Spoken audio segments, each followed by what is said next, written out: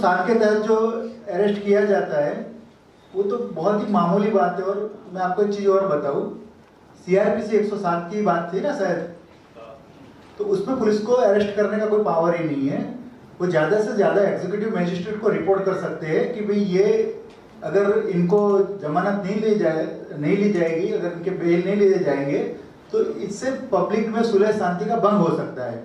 और इतनी सी छोटी सी बात को मन पे इतना लेके मैं जीवदया का काम नहीं करूँगा, ये तो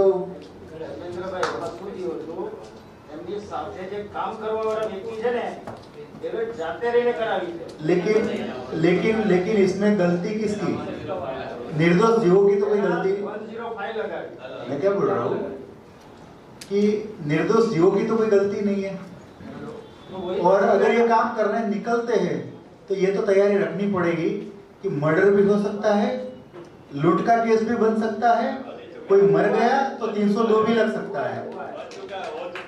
देखो लास्ट में हम एक ही बात कहेंगे कि भाई संतोष तुम आगे बढ़ो, हम धन्यवाद। हाँ बैठो ये आए तो मौका नहीं देते। ठीक है, ठीक है कि ये पारस आपके लिए केस लड़ने के लिए वकील तैयार है। ये महाराज साहब की प्रेरणा से ये काम हुआ है और इन लोगों ने सपोर्ट दिया, इन लोगों ने यहाँ पे काम किया है। और जिन लोगों के नाम लिखे हुए थे वो तो न तो धानेरा आए थे, न उन्होंने 1 रुपये का योगदान दिया था और नहीं हमको प्रेरणा दी थी काम करने की। और फिर ये न्यूज़ सुने, फिर वो दूसरे रखेवाल न्यूज़ में भी आए और फिर उन्होंने सच्ची घटना की लोगों को जानकारी दी। धन्यवाद। ये भूमि आज मटन एक्सपोर्ट में दुनिया में 3रे स्थान पर है। शायद हम सोच नहीं सकते थे कि जहाँ बिरबल बादशाह के राज में हमारे जैन संत जाके उनको प्रतिबोध करके कत्ल खाने कम कराते थे, तो आज ये परिस्थिती हमारी आई क्यों? महाराष्ट्र मध्ये पवित्र भूमीवर मी हार्दिक हुंडिया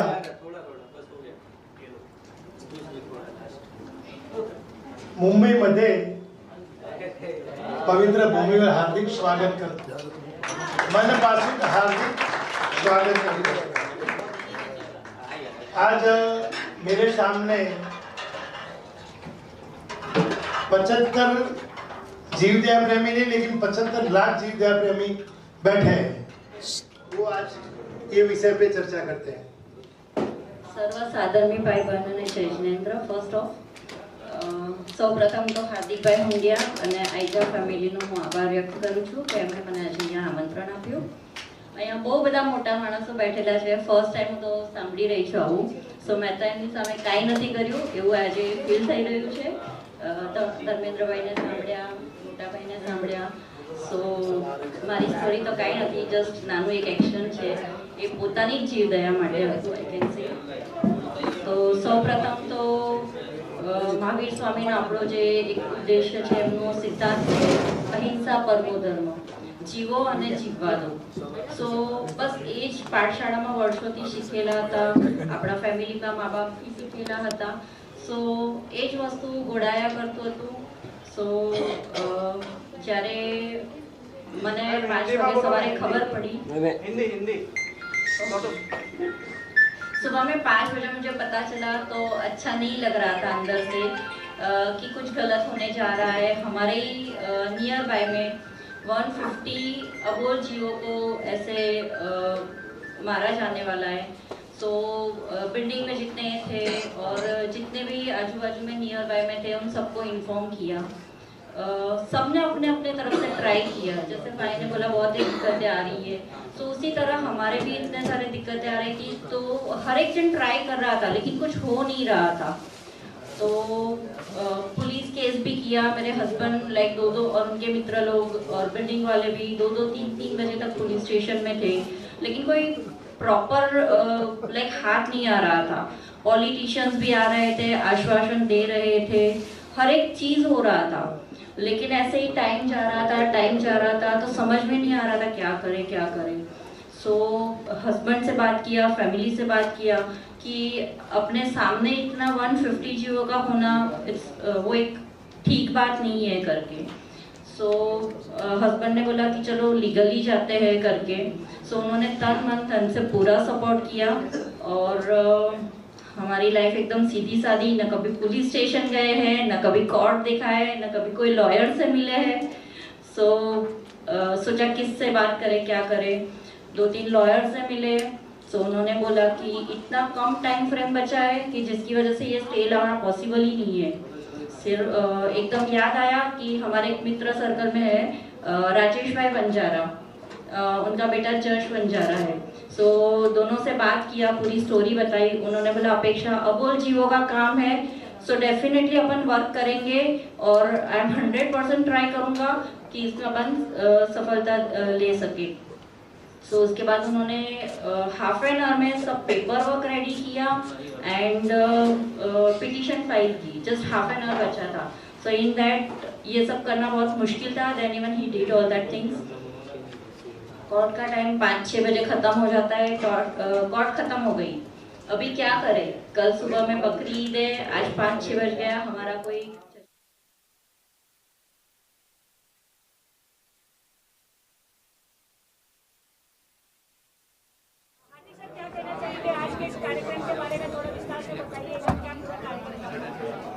देश मटन एक्सपोर्ट पे तीसरे स्थान पर है। भगवान राम, महावीर, कृष्ण का ये देश, और ये देश के अंदर जब तीसरे स्थान पे मटन एक्सपोर्ट में जाता है तो बहुत बड़ा चिंता का विषय है। देश के कोने कोने से आए जीवदया प्रेमियों ने अपनी बात रखी और जिस तरह से अबोल जीवों को जो तकलीफ भगवान महावीर राम कृष्ण के देश में हो रही है वो अब बर्दाश्त नहीं की जाएगी। सभी की एक ही आवाज़ है, एक ही शंखनाद निकला है आज कि हमको अबोल जीवों के लिए कुछ करना है और हम सब मिलके अबोल जीवों के लिए जितना हो सके इतना कार्य करेंगे। आज एक लोक जागृति का कार्यक्रम था। देश के कोने कोने से जीव दया प्रेमी आए, उनके विचार रखे। उनके विचार सुन के हमको ऐसा लगा कि नहीं, अब सब बंद करना चाहिए। जो भी करना है अबोल जीवों के लिए करना चाहिए। अबोल जीवों की हम रक्षा करेंगे तो हमारी रक्षा अपने आप हो जाएगी। आज का ये कार्यक्रम शायद मैं कहूँगा मेरी लाइफ का सबसे सुपर सुंदर कार्यक्रम है।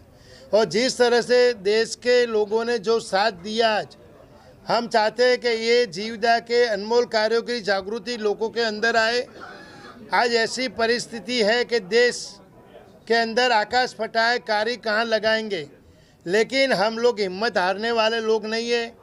जहाँ जहाँ से लोग आए हैं सब ने एक ही आवाज़ का शंखनाद किया है कि अबोल जीवों के लिए हम कुछ करेंगे।